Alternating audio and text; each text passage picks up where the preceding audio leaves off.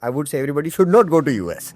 If they're not prepared for the grind, if they don't believe in high risk, high reward, they should not go to US. But trust me, ranks are not everything. It's the ecosystem, economy, industry, lot of other factors which would decide your fate.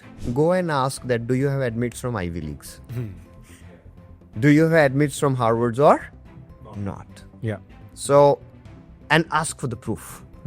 Right. So then if somebody has done the consulting and they have recruited students for Harvard, Stanford, Ivy Leagues, they are serious about the business. Got it. Right. Everybody has sent student to, these below 80th rank university. Our visa acceptance rate for a country like USA has been close to 97-98%. That's while amazing. the national average has been 54-55%. That's because, and done MS even from average universities, but they got successful just because of the ecosystem. Hello students. Today we are going to talk to a very special person, Mr. Prashant Hemnani. Prashant is one of the few people I personally spoke to when we started Gyandhan. Prashant has been one of the veterans from the industry. He has been helping students with study abroad, specifically test prep and admissions to the top global universities from almost 19 years now. He has sent 10,000 students abroad, including some of my relatives as well. And I'm very excited to talk to Prashant about his journey, his philosophy on study abroad, and how he perceives what is going on in the world today. So in the next 30 to 45 minutes, we are going to ask a lot of interesting questions from Prashant, primarily understanding whether students should go for study abroad in the current market or not. And we'll cover all the major countries starting from US, but we are going to talk about all the countries. First of all, welcome Prashant. Very excited to have this conversation with you. Hey man, thank you so much. And I think as we're doing this podcast, I am taken back to years back meetings that we had. Yeah. And I congratulate you, your team and entire Gyandhan. They have come so far and they have also helped the study abroad industry in a very significant way. So kudos. Really appreciate hearing this from you. Prashant, I consider you as my guru. Oh, no. Because as I We said, are friends and we will remain that way. because for me personally, when we started Gyandhan, you were as I said, one of the first few people I met, and you were from Indore, which is closer to my hometown. I'm from Madhya Pradesh as well. Okay. It felt very nice back then, a little bit intimidating as well. Yeah. Yes. Talking to somebody with your level of experience back then. But yeah, I think, over the years, I have seen a lot many study abroad experts, consultants, and I found very few genuine consultants out there. And I really believe the Globalizers, the brand that you are running and the way you and your team helping students are with the right intent. So first of all, I just wanted to, let you know what I feel about the Globalizers. So this is encouraging. And probably this is the reason I asked you that, okay, hey, if we can do this podcast, and I've traveled from Delhi to Indore to talk to you. No, I was excited and, of course, talking formally and what exactly I feel about study abroad. And what you said about Globalizers, the way we run the show, it's a very simple fundamental, Aman, that if somebody is in the cabin for an inquiry, we make sure that if he or she was a part of our family, how we would guide. Yeah. And that's where in the 19 years, we probably say that not a single grievance. Right. Never a time we have gone wrong. Right. My own cousin sister, I think, went through your services. Okay. And she's currently working at Tesla. Tesla. Look at this. That's what, makes our work true joy. Right. So Prashant, I would ask some very naive question for the benefit of the students who are also naive to this industry. Sure. So I'll try to ask very basic questions from you, some challenging questions as well in the next 30 to 45 minutes. Sure. But I'll actually start from the very basics, right? Because you have been part of this industry almost 20 years now, right? And you have seen all ups and downs. You must have seen the cycle when Trump came last time as well, right, in 2016. Back then also there was a lot of fear among the student community. Even today, some sort of same cycle, or even deadly cycle right now going on You're from right. the US perspective. Yes. First, I want to discuss US as a destination. Sure. Right. When I'm talking to students today, and the LinkedIn messages that I'm receiving are students just want to know answer to one question, which is not very simple. The question is very simple. Answer is not that simple. Should I go study abroad, specifically in US, in fall 2026 on?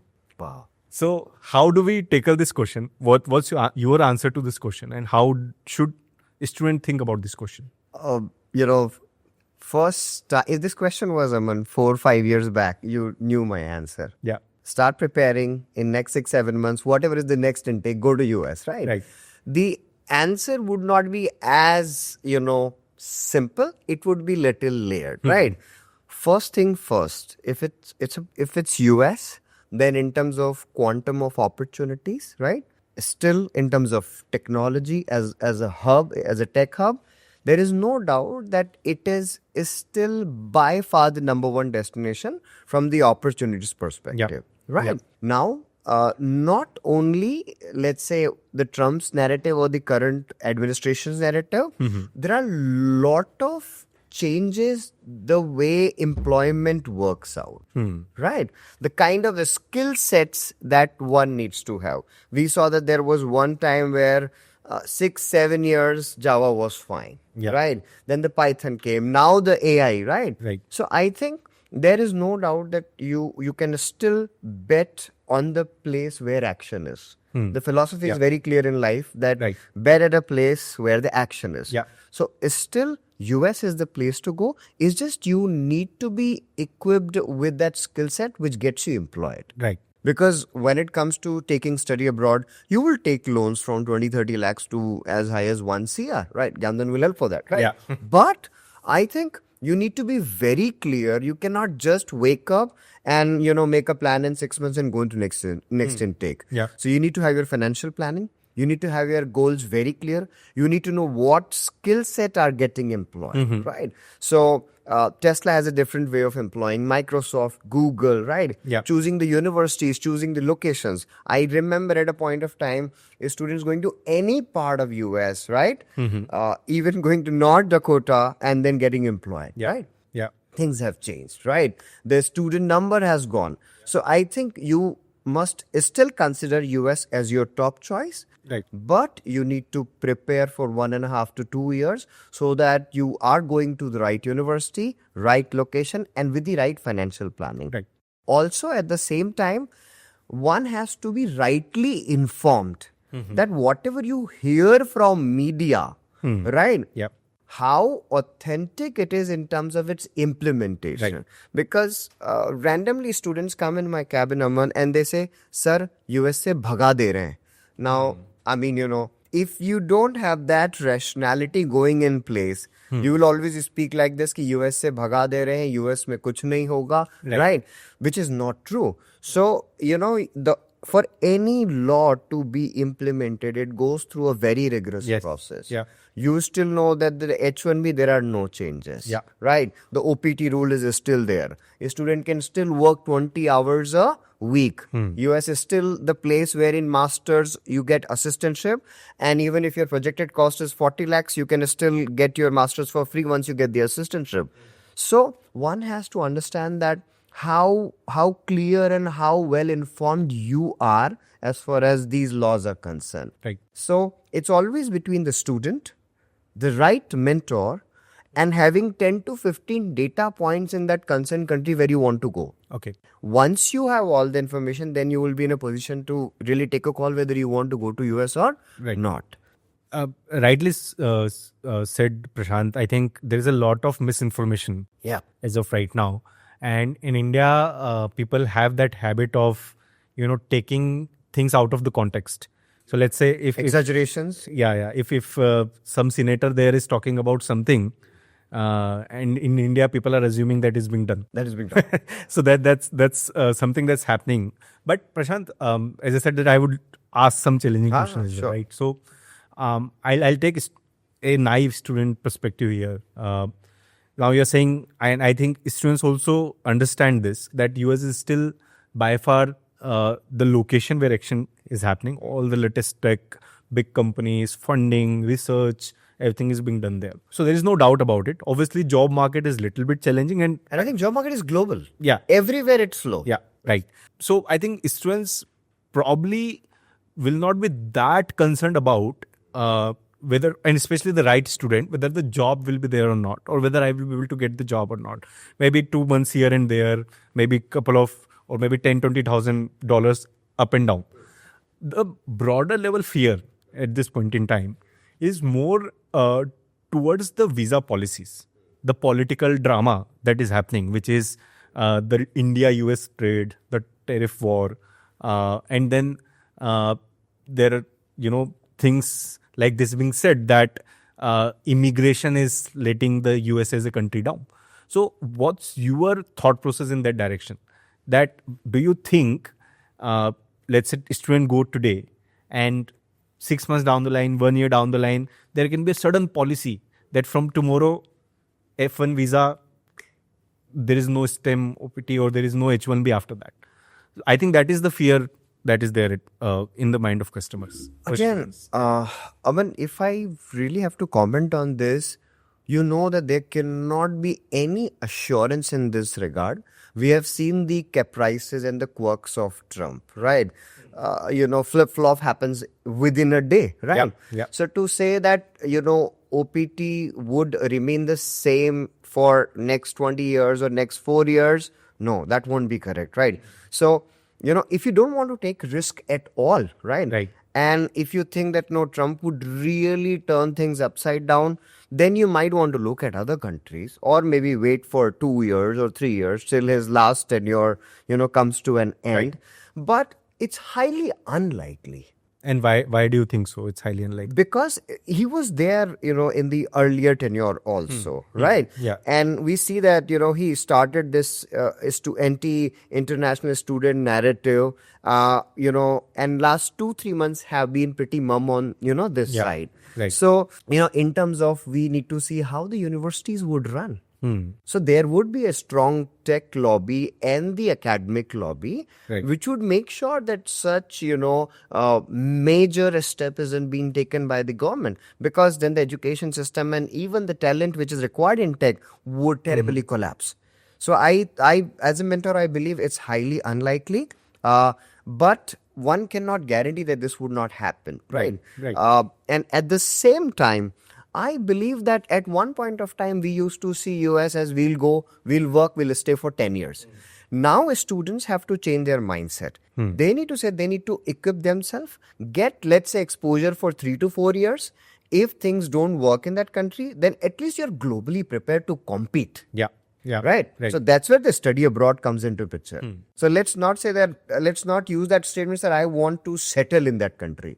See yourself as a global citizen, go to the best place, get the best education, Right. and make sure that I think 2-3 years of education and STEM is going to be there, right? Right. It's highly unlikely that this would be ripped off, right?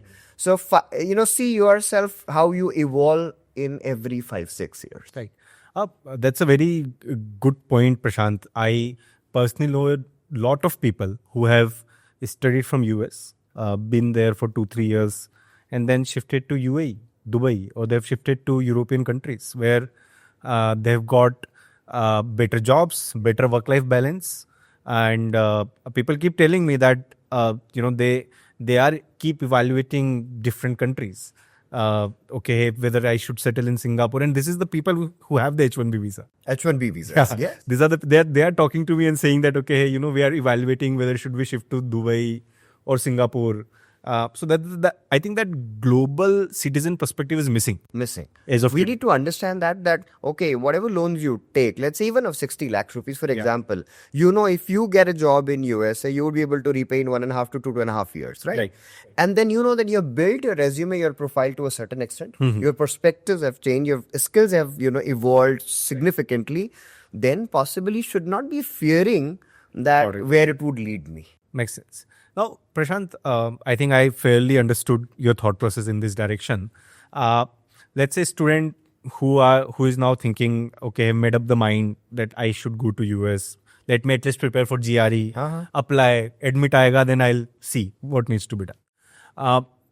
what kind of courses should one go for? For example, I know many students who went for courses like MS in Business Analytics 1 year back, 2 year back. In last 2 years, you know how AI has been doing wonder, right? A lot of analytics job that was supposed to be done by humans are now being replaced by AI, GPTs of the world. So what kind of course one should pick as of today, given we know that a lot of tasks or a lot of jobs will get replaced by AI in the coming time? AI impact is going to be there. However, when what kind of courses one should pursue, there has to be three different sort of lanes. One relates to the students coming from engineering background. Right. Then one set of students are BBA, BCom grads. Yeah. And then the other segment may be, let's say, psychology and other humanity courses, right? So, from the job perspective, right, I'll still make it very clear, Aman, all engineering fields is still green. Nothing is red. Okay. If somebody is doing mechanical engineering, right, he would be employable. If somebody is doing automobile or electrical engineering, he would be employable. Right. Yes, computer science, we all know that things change very fast, right? So these days, everybody is talking, and I keep talking to my students who are working in Microsoft or higher positions and all the top companies. They say that data literacy is must for every student. Even my psychology student who is going in clinical psychology, she knows Python. Yeah. Right. Right. So basic data literacy have to be intact. However, core computer science, right? Data science, machine learning, right? Cyber security. These are the top 4 courses. Okay. If you do through CS, through ML, you can, go through that AI route also. Then core mechanical, all engineering branches, even my students who did chemical, they're working in Shell and these all, oil refineries in US. Right. So all engineering branches. When it comes to BBA, BCom students, the top 2 fields would still be business analytics and masters in finance. Third is masters in supply chain management. Fourth is masters of marketing analytics. Wow. And when you do marketing analytics, it is marketing research, marketing intelligence, as well as digital marketing. The fields like international business or entrepreneurship and leadership, it's not easy to find a job because these are mostly not STEM designated Yeah. field. Finance is a STEM, business analytics is STEM. Right. Coming back to these engineers also, who don't want to pursue any technical field, because we know a lot of engineers say we are done with this coding, we don't want to do this. Right. And we don't want to do this, anything technical. Then the first course, everybody is going for is MS in Business Analytics, Right. Data Analytics, and also a popular course where, one has to be very sure before venturing into its Masters in Management. Because at least 8 to 10 courses are STEM in United States. Right. And MIM is also, I'm seeing, getting very popular. Yeah. And if people have 1 or 2 years of experience, then instead of investing a lot in an MBA, engineers can choose engineering management also. Yeah. So Purdue and Northwestern and all these good programs. Right. So this is how one has to understand. However, these are the hot courses, but one still has to analyze one's interest. And maybe 30% of one's skill set and 30% of forced skill set you need to generate. These people say, sir, I don't want to code. Let's say BBA students, and they're passionate about marketing. Yeah. I said, now it's no more marketing, it's marketing analytics. Yeah. So you'll have to equip yourself with a little Right. bit of data literacy. And with the time, they tend to do so. So what are some interesting courses that have come recently? Recently, I'll give you an example. Right. Fordham is one of our good partner schools. Fordham has this course, AI in Business. AI in business. Yeah. Okay. CMU has this course, AI in Business, right? Okay. So, and straight away masters in AI. That's for pure engineers. But AI in business is something which is attracting a lot of attention, right? As I told you, marketing analytics is attracting a lot of attention. So if it's AI is the term that everybody is using, it's Right. AI in business. Right. And again, people have been knowing about it, but still a lot of people don't know. We used to see MBAs are just basic management degrees, but these days there are tech MBAs. There are STEM MBAs. Yeah. So if one has some work experience, one can also look into STEM MBAs or tech MBAs. Makes sense. So Prashant, you said one thing at the start, and which is very contrary to what I keep hearing in industry, you said prepare for 18 to 24 months, right? Whereas I hear we can help you get into abroad university in 3 days, 5 days. 5 days. I-20, I'll get to I-20 in 7 days. Right. Oh, God. So I really liked, your approach there. So would love to hear your thought on, and especially to the students who are actually, believing those things, get admit in 5 days, get admit in 7 days, or go to abroad in 1 month, versus what you're saying, the journey, which, what are the difference? The difference is what do you want to sell or do you want to mentor? For a lot of, I don't want to use the word consultant and mentors. Yeah. For a lot of people, students are just numbers, right? Yeah. So it sounds very attractive that I would get you admission in 7 days and get you the I-20 in 7 days and won't charge you anything. I think that itself is the first point where a student needs to get that suspicion that will this be the right approach for me? Right. I'm not saying that the university which will release the offer letter in 7 days would be a bad university. No, that's not the case. Right. But I think I see the study abroad for Indians, Amman, it's a one-way road, right? Yeah. Taking loans and of course social prestige ki हमारे घर का बच्चा बाहर जा रहा है, right? I think one should never rush into this. Wait for 6 months, go for next year intake. Right. But do whatever it takes to prepare yourself so that you can punch above your weight. Right? If you think that I can get into a 30th ranked university, you should, let's say, take 6 months and do other stuff which can get you in 20th ranked university. Right. So, and I know all the good universities. Yeah. Nobody's turnaround time is 3 days, 5 days. Yeah. Right? They have delegated that work to some delegates in India, for example, and given them a target to release the offer letter within 5 days if they meet these certain criteria. So possibly the university may not be that high ranked, right? So the first objective is to go to a university which is good, and for that you'll need to wait for 1 to 2 to 3 months. And no mentor can claim that the university would give you your offer letter in 2 weeks or 1 week. Right. You see, you have applied. Now, if there is a round-wise cycle, it will be very clear. If it's an MS in computer science application or, bachelor's, then wait for their timeline. So we never need to go for shortcuts and investing money, time, energy, social prestige, parents' expectations from you only. And you are the one who suffered a terrible JEE failure. Yeah. Right. Your IPM did not, got into the right marks. Right. So this is the one last chance to compensate for those failures. Right. And you cannot be in a... I think I completely resonate with you on both the points. One is, what's the hurry? Yeah. Right? Why you need in 5 days, 7 days? It's a long process. I usually try to, compare it with doctors, and probably that is a bad comparison, but I usually go and, and whenever I talk to students, I tell to them that when you go to the doctor, you consult, right? You tell this is what happening. Then the person asks you a few more things.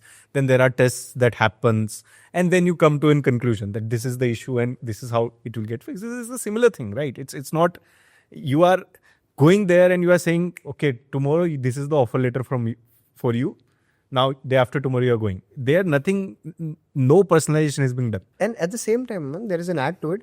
It starts a vicious cycle. Yeah. You get the offer letter, and then some of the universities would ask for, let's say, advance deposit to book your seat. And then harassment starts. Yeah. Right? That in next 7 days, you have to deposit $500, right? Yeah. So for any general Indian, which is $500 also makes sense, right? Yeah. So then eventually a student gives up to that.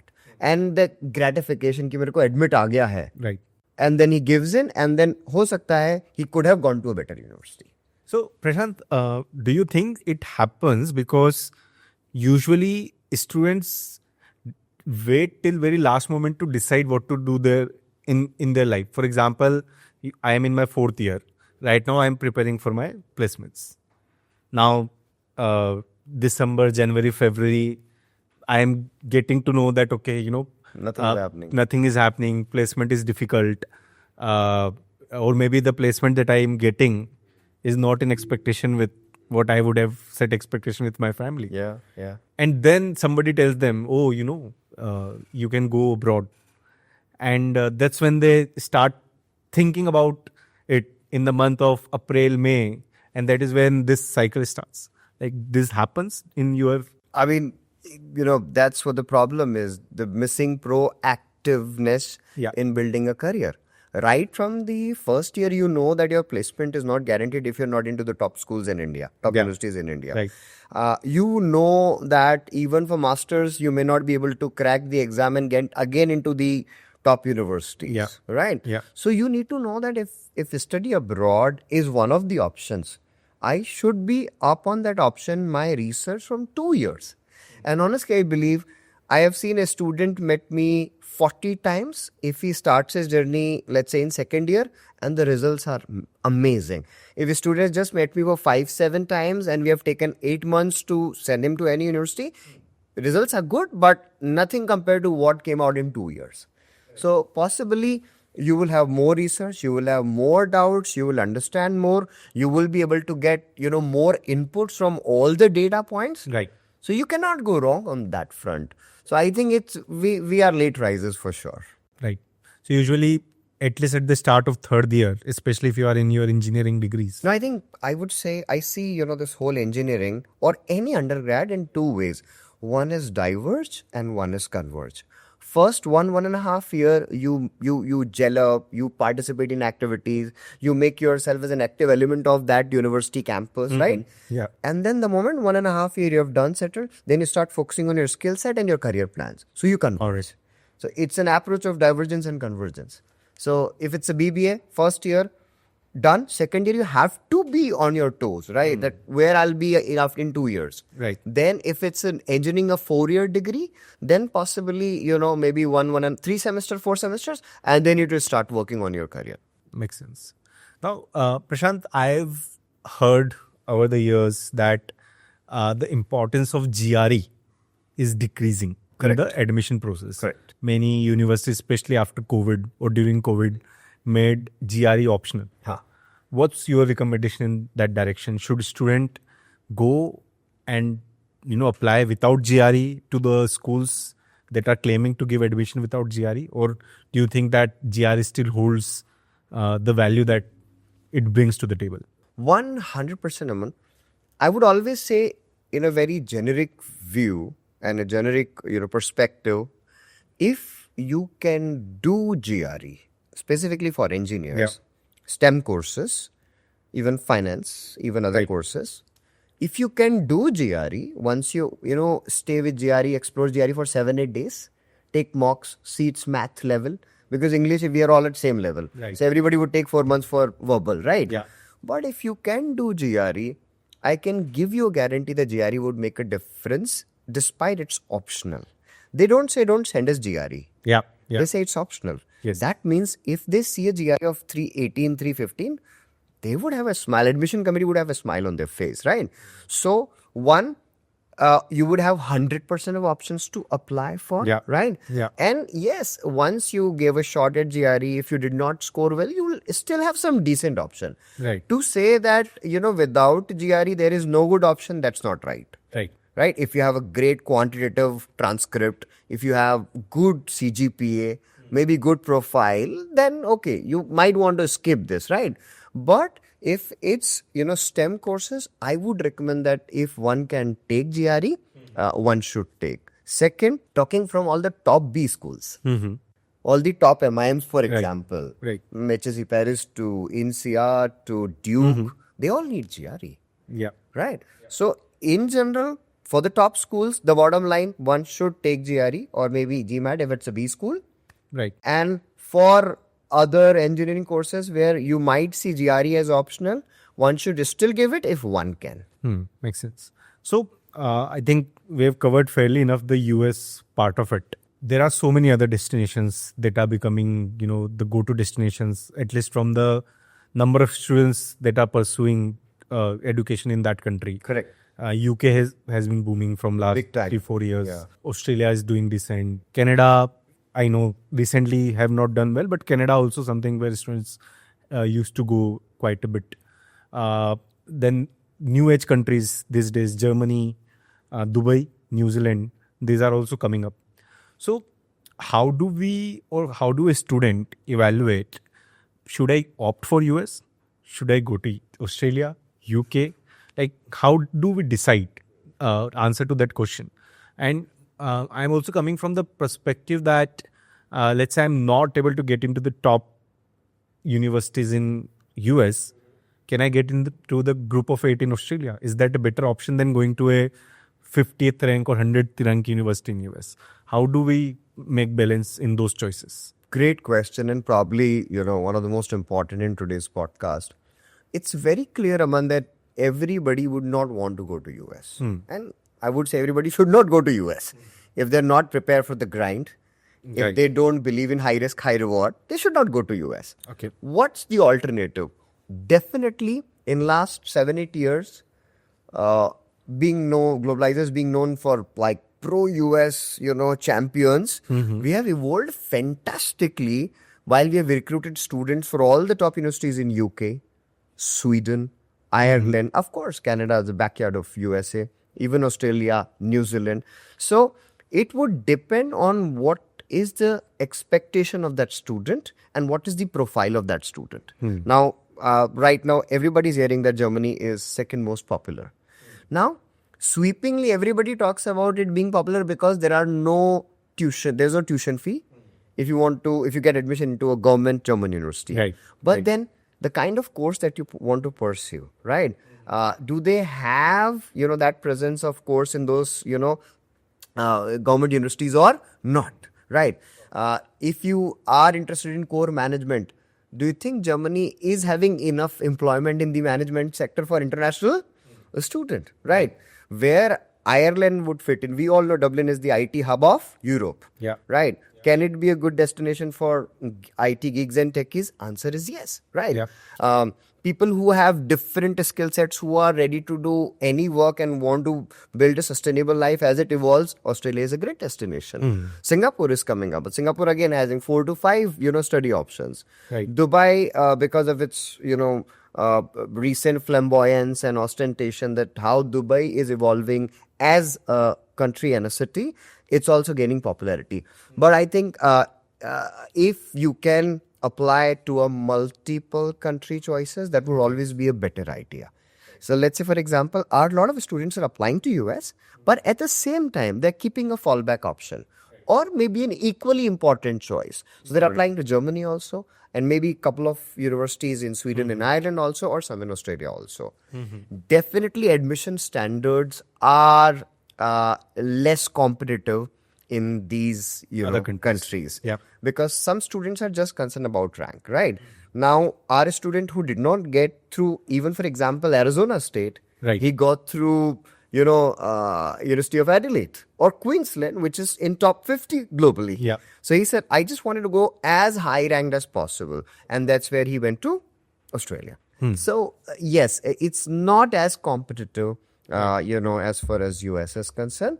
But again, it's just the ranks that you're looking forward to. Right. And I will always say this thing, and I want to repeat again and again, ranks are important, but the most important is the ecosystem. How ecosystem of that country, would it give you what you are expecting? So, always make sure that, I know ranks are very important, but trust me, ranks are not everything. It's the ecosystem, economy, industry, lot of other factors which would decide your fate. I think makes sense. So now I'm putting myself again into that third year, fourth year student shoe. I feel as this third year, fourth year student, it's a very complex process. Yeah. Right? So many countries, courses. Like when we graduate, like when we just pass 12, it's very straightforward. JEE दे दो, एक result आ गया, engineering कर लो, CA का preparation कर लो. There are 2-3 mainstream options. In studying abroad, it's confusing. Like too many countries, too many courses, no data points, too many consultants. That is where I was coming as well. So, do you think for a student, doing it on their own is a good idea without a consultant? First question is that. Second, if they need help, how do they identify कि प्रशांत के पास जाना है या किसी XYZ के पास जाना है? And I think you've spoken a bit about it, but still कैसे वो गाइड किया जाए या कैसे देखा जाए as a student? Yeah, great question. I think we know how to build a career in India. Right. MBA, CAT, if it's MTech, do GATE, right? Yeah. So the route is pretty clear and the outcomes are obvious. कि अगर ये percentage नहीं है तो नहीं होगा, right? Right. Since study abroad, not only from the country perspective, from the course perspective, added confusion. Second, the confusion coming from various opinions, right? Because in India, we have this habit of let others take decision for me, right? Yeah. So Yeah. in that context, even if you're very clear, you should have a solid and authentic support system with you. Okay. If there is a team who is ready to anchor your journey for the entire process, and for example, it would reduce your 5-hour search to one text on WhatsApp in yes or No. no, why not to have that authentic support system and an anchor? Because it's not just about giving an entrance and get to know your rank and taking the admission. Right. No, it's about university decisions. What universities I'm applying? You know, I know we get so many cases. I applied to 8 universities and I did not get into a single one. Yeah. Because you misassessed your profile. Yeah. So have that university, list consultation. Okay, get your statement of purpose peer reviewed from your friends, Right. but also from, let's say, team of ours, right?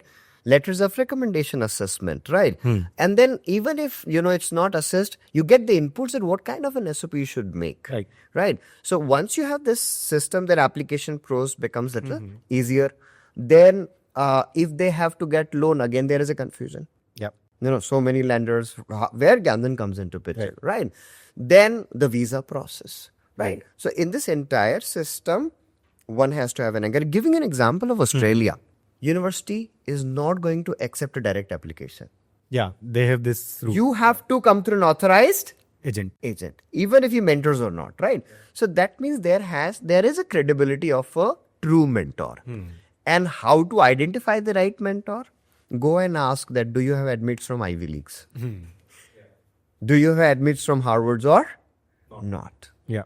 So, and ask for the proof, right? So then if somebody has done the consulting and they have recruited students for Harvard, Stanford, Ivy Leagues, they are serious about the business, Got it. right? Everybody has sent student to, these below 80th ranked university. Right. In this regard, to help students to find the right consultant, we also have launched something called Consultant Finder. Consultant Finder, yes. And I love that concept because that's another step towards solving that confusion. Yes. And our entire intent of launching this was the same thing, that so many agents, so many consultants, how do we know which one is genuine?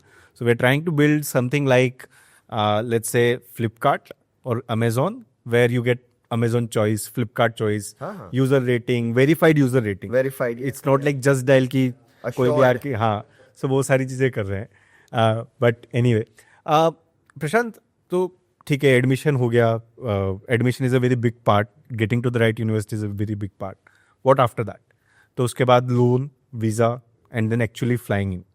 तो क्या क्या challenges आते हैं in your experience, and how to prepare yourself better to have a fast track? क्योंकि एक बार admission आ गया तो then next इसकी कितना जल्दी all other things get done and I go abroad. So how can a student prepare for क्या क्या importance है लोन की, वीजा की, and what are the other things to prepare before departing? Great. I think the moment you get the admission, there is the different set of troubles waiting for you, right? Okay. Right. So, and that's where I've seen a lot of the students have this laid back attitude and they find themselves, literally running so fast in the last lap so that sometimes even they miss the intake. तो आपका जब admission अगर आपको final कर लिया कि आपको इस यूनिवर्सिटी में जाना है, so then like Gandhan will help them to get the loan at the best interest rate, get them the right, company to give them the loan, or right financial institution. So once the, loan is done, right, then they also need to know, sometimes they don't have any idea of the visa timelines. So they need to be really, you have that assessment that, for USA, we also the mess, which, the US visa office is created in this particular fall. Right. So one has to be really prepared for the visa timeline, right? I know that the at least loan processing has gone faster and better, but then collecting other documentation, other financial documentation. So one needs to have a full assessment of it almost a year ahead. That loan would happen, but what kind of an ITR? Like Australia has a very stringent requirement. They need, certain level of financials. So how do you prepare for that in 1 year? It would not happen within a month. Yeah. Then, of course, there are forex agencies which will help them, give them the forex cards so that, while they fly, while they, land, they have some balances. Right. The biggest problem that I've seen and which we've been able to really help is to find the accommodation. Because, you will be living in that accommodation for 6 months at least. You will sign the lease. Yeah. For bachelors, you would usually stay in campus. Not big of a challenge. But for masters, it becomes a huge challenge. And that's where we help them in, because we've got alumni and current students everywhere. So we connect them. We also use a lot of these accommodation providers. Yeah. They also come of decent help. That, okay, somebody was not getting any inputs. So they went on to this particular website, book the accommodation for a month or so, right? Else book expensive hotels or Airbnb and then find out, right? So while sending 500, 600 students, we know that these 5 students are going to this university. So they all team up, find an apartment. So I think giving them as many leads as possible in accommodation, then only that problem becomes a little lesser. Right. So on the loan bit, what you mentioned, that you have to be prepared a year in advance. And actually that's happening as well on the ground. So we get a lot of applications from the students checking loan eligibility for, let's say 2026, 2027, that I want to go abroad.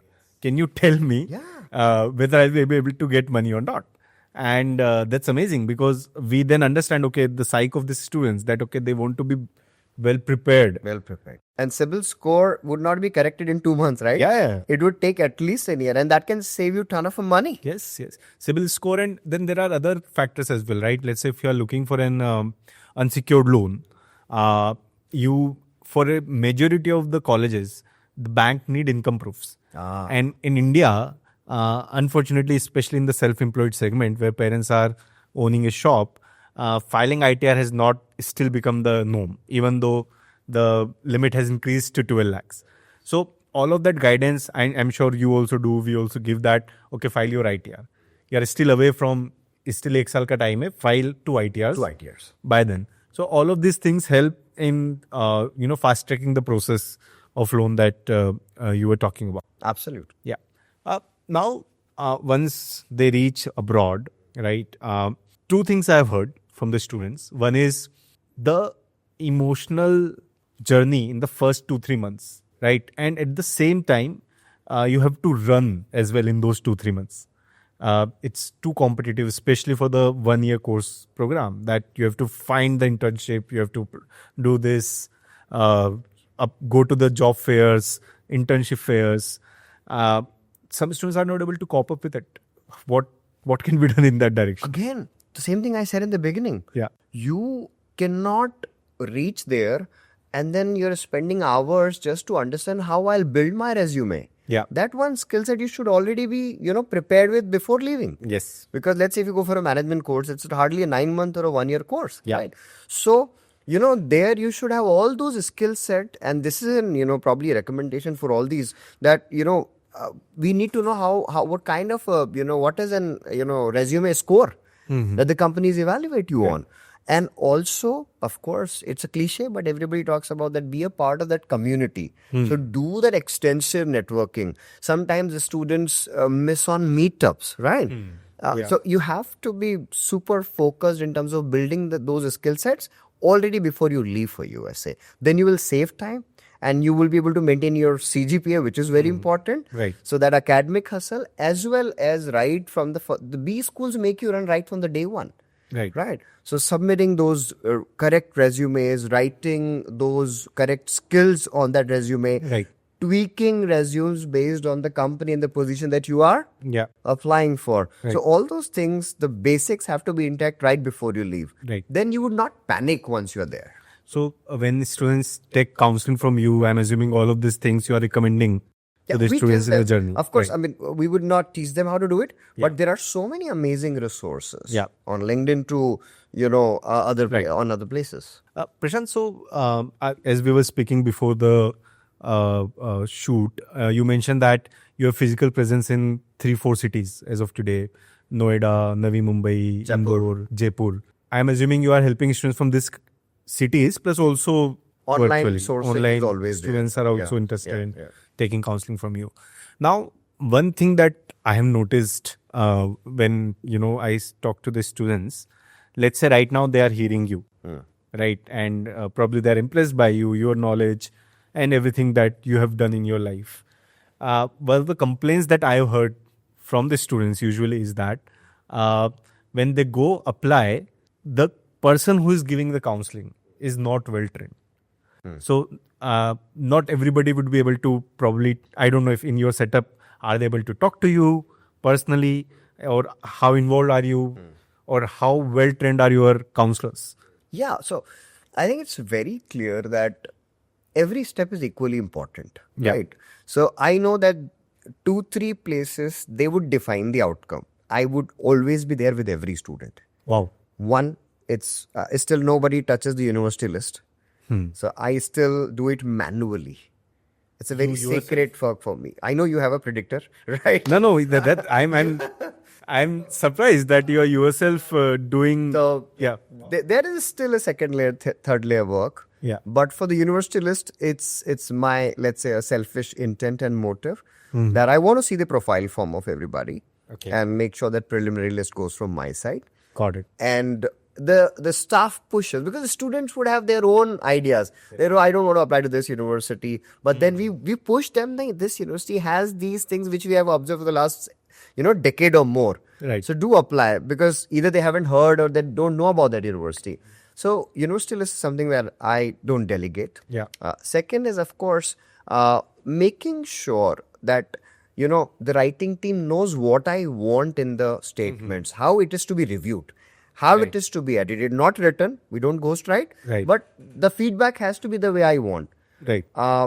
Our visa acceptance rate for a country like USA has been close to 97-98%, That's while amazing. the national average has been 54-55%. That's because the way the mock visa interviews are taken, right? They're also I chip in, right? Wow. So probably university list to the mock visa interviews, and probably everybody is in the office who is the 7-8 people who help around 600-700 students. They are with us for the last 15-20 years. So they know inside out. So there's no possibility of making a mistake, and we take it with utmost seriousness. Is there any alumni support? Alumni support happens the moment you have the admission. So now I know that you want to know about this university. Go and talk to this fellow. Right. So that largest alumni network in Central India is of huge help. And Right. we keep doing webinars of those alums also on Right. and off. Yeah.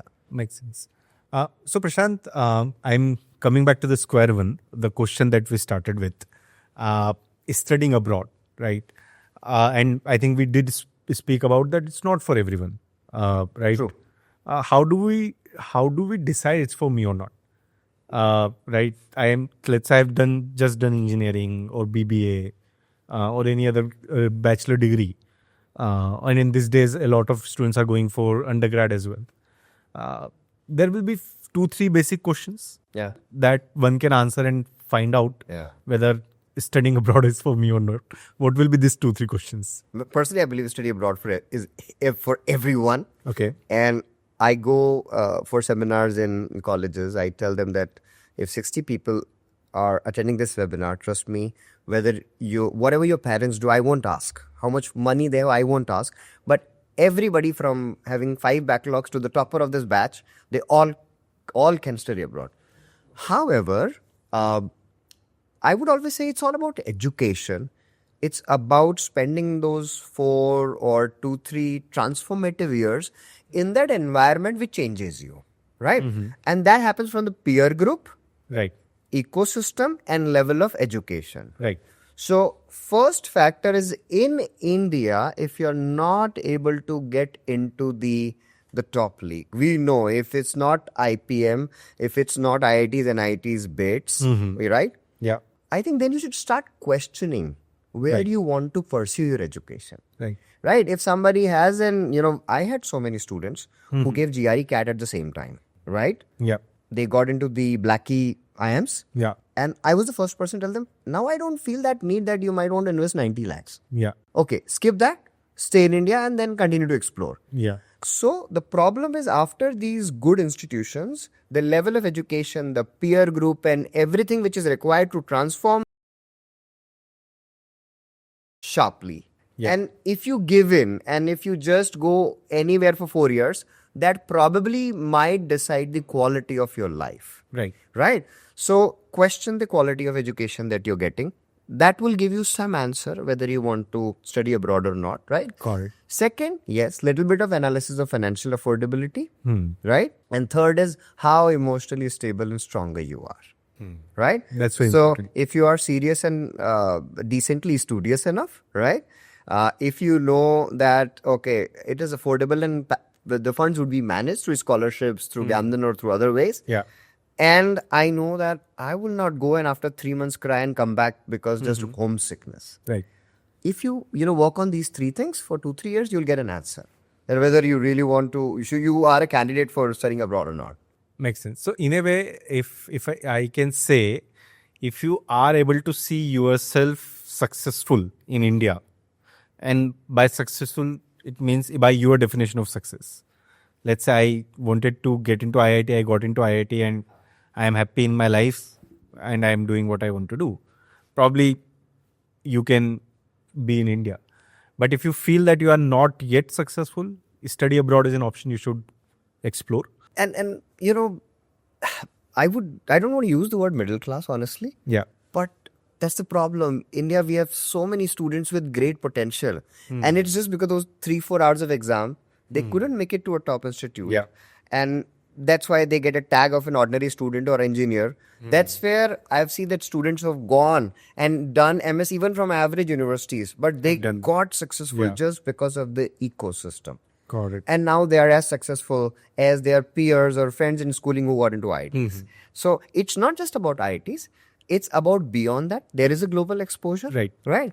So if I see my student from local Indore, below average engineering college, can become convocation day speaker at San Jose State University and become an entrepreneur, I think I'm a big fan of those kind of ecosystems. Makes sense. So if we have been hearing that there is a word called as an American dream, there is a reason that this word exists, right? So I think a lot of the students who are not able to make it to the cut because of the lack of quality institution in India, they must explore these options. Got it.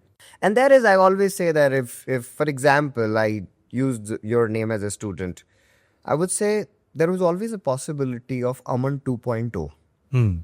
Yeah. So I always say the moment you step out of the country, you start your master's or bachelor's in that particular, no family, no comfort zone, you are on your own 100%, then Right. there is a start of an Aman 2.0. And most likely it will never fail. Right. So I think great, Prashant. What's Globalizer 2.0 then? Huh? What is Globalizer 2.0? Oh, God, How do you see the Globalizer, shaping up the next generation of students from here on? So from our side, we're very clear that wherever a student knows about us and they approach us, we make sure that we give them the required counseling and the support system. As a company, I don't want to get into the whole question of growth and expansion and startup. No, it's an education field, Aman, right? So it's about how well you can serve to the clients that you're receiving. In Indore, there is a very famous hotel and restaurant called as Sri Maya.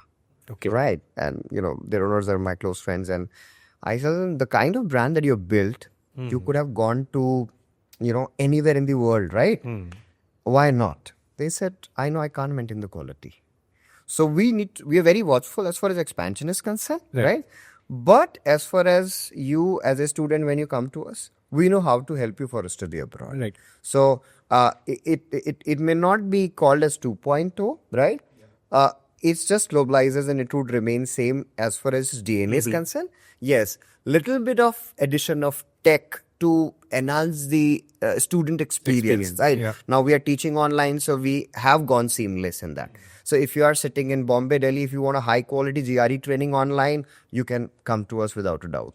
So these little bit of adaptations would always be there, and globalizers would remain same as far as its DNA and support systems. I think that thought process of personalization Yeah. is very, very important. I keep whenever I talk to somebody from the industry, and I keep telling them that a study abroad consultation industry is not going to be winners take all market. It always going to be players like the globalizers who are helping maybe 2, 3, 5,000 students, where they can give that personalization. It's about impact. Yeah, the moment companies start talking about 10,000, 20,000 consultation in a year, probably the personalization is going away. Yeah. Right. I think fantastic. We have closed. I think we've taken more time than what we wanted to. But Prashant, amazing. Thanks a lot. I really loved a lot of your thought responses and thought processes. And I'm sure the users, the students who are watching this, they will make their thought process, especially for US, what you talked about around the being at the place where action happens, and how that can change even in average student in India. Correct. Right. If being at the right place, right ecosystem, you can achieve your 2.0 version. Thanks a lot, Prashant. I think it was wonderful. Thank you, Aman. It was a sheer pleasure. Now it's on me to do a dedicated podcast with Aman and Ganthan, right? Sure. Thank you. Looking forward. It is a Thank pleasure. you. Thank you. Bye. Thank you.